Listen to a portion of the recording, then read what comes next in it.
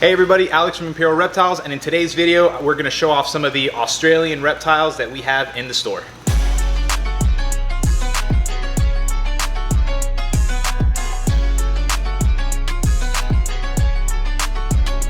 I'm going to start this video off with an Ackie monitor. This is a red Ackie monitor.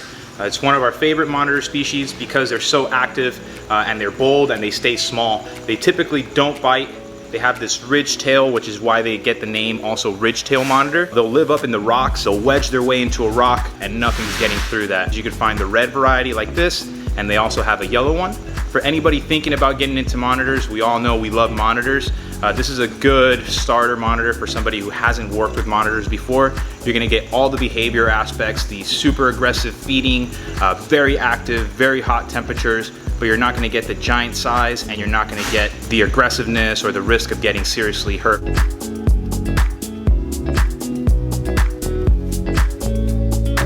Up next, we have this Australian agamid. This is the Australian water dragon. Now this is a very interesting animal because it hits 3 different biomes, right? You're gonna get arboreal, you're gonna get terrestrial, and you're gonna get aquatic. So this is a really neat animal to set up in a really beautiful display. So it took me a little while to catch this guy because he's so fast, but they grow extremely quickly. This is an Australian water dragon baby.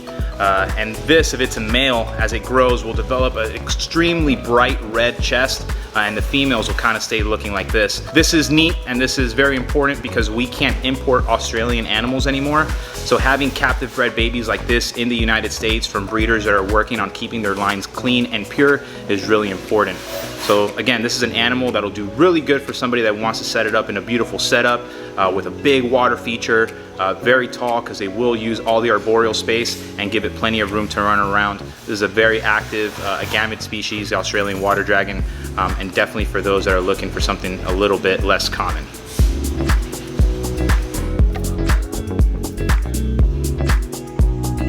So we're gonna give the lizards a break and we're going to show you guys an Australian carpet python.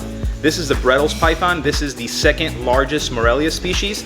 These guys can be found in central Australia. So they handle a variety of different temperatures from moderate temperatures, from cold temps to warmer temps, making them one of the easier carpet pythons to keep. They're kind of semi-arboreal.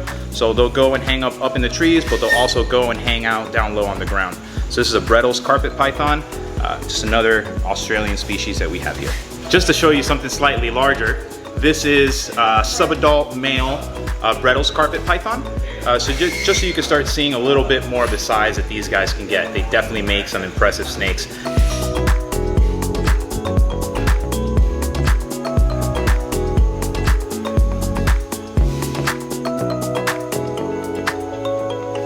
The next animal we want to highlight is probably reptile hobby sweetheart, and this is the bearded dragon.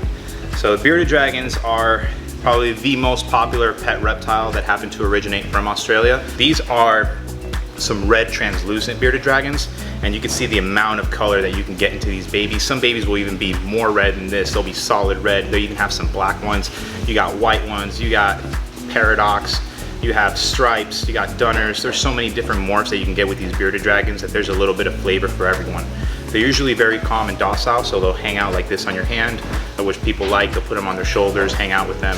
They tolerate hand pressure, so they're good for little kids. This little guy likes to run, but not too quick. We have an unboxing we're doing today. It's a special box. We have some what do we call these, regulars in here, but we also have some special residents. So let's go ahead and unbox these things. Everybody's a little nervous, we're a little jittery, so if I shake, I'm sorry. All right, cool. So first, very exciting, crested gecko. Yay! I know some people really like these. That's a nice one though. Okay, Mexican black king snakes. Okay. You know, we like these. Oh, I see the boxes. Okay. Oh, they came in boxes? Came in boxes, oh my yes. God. Another Mexican black king and another crested gecko. Okay, you guys are very cool, but yeet. Why'd they do that? They always come in like those clear things. Oh my God. To make it even more. I know. All right, so what's in the box? What's in the box? All right, here, I'll let you unbox one, and we'll both unbox one together. There's Cool. nothing left in here, right? A box. Yeah. I like boxes. Oh, sorry, Eric. He's like, I want it. I want to hold something. Here, look, Okay. there's this. We got, no, that one's dirty. Oh, okay. And we got, Oh, wait, We there's gotta another frame here. this box. we got Ready? 2. Where it goes right here. Yeah. All right, so why we're so excited? This is the first time Ready? I think this has ever been offered in Holy. the United States, and they are cool. Bruh. This is probably the rarest Australian northern blue-tongue skink morph. This is an ivory blue-tongue skink. We just got these in today. This is a super, super special new recessive gene that came out for the northern blue tongues. Right now there's only been line-bred traits, so like line-bred whites or other type of white skinks, but they're not born white, right? They're line-bred. This guy, you have to breed hets together, or you have to breed a het into a visual in order to produce this. We were lucky enough to get a couple. We're gonna offer one for sale, hold one back, but this is an ivory northern blue tongue skink.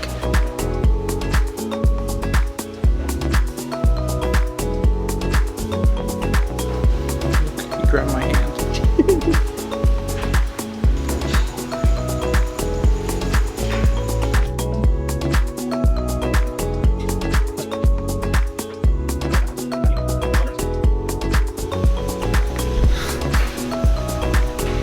All right. So after digging around the cage and almost giving me a heart attack, we found the last resident of our Australian reptile here at Imperial Reptiles. This is one of the crown jewels of Australian monitors. This is the Mertens water monitor. This is a water monitor species that can only be found in Australia. They're extremely aquatic, more aquatic than the Indonesian kinds that you'd find, so more aquatic than the regular ones and the black dragons. These guys spend a huge amount of time in the water. They'll eat things like crustaceans, they'll eat fish, along with insects. They have these beautiful blue colors along the neck and orange on the eyes. They're also a species of monitor that's not prone to biting. Water monitors can be, when they're babies, they can be very defensive and trying to bite. These guys are more inclined to run away, dive into the water to get away from you. They really don't want to bite. Another cool thing about the Mertens water monitor, they don't grow too large. Most full adults growing 4 to 5 foot max. So they make fantastic captives, but for those guys that are more experienced or advanced, because these guys, A, are not cheap, and since they are extremely aquatic, they do require large water setups. They will use all of it. If you can get things like crayfish, these little lizards will tear them apart. They're like hunter specialists. These things will hunt crayfish, break it down, and eat them all up whole. So Mertens water monitor, if you have the time, you got the money and the cage space, you want to give this a try, this is one of the coolest animals that you can get.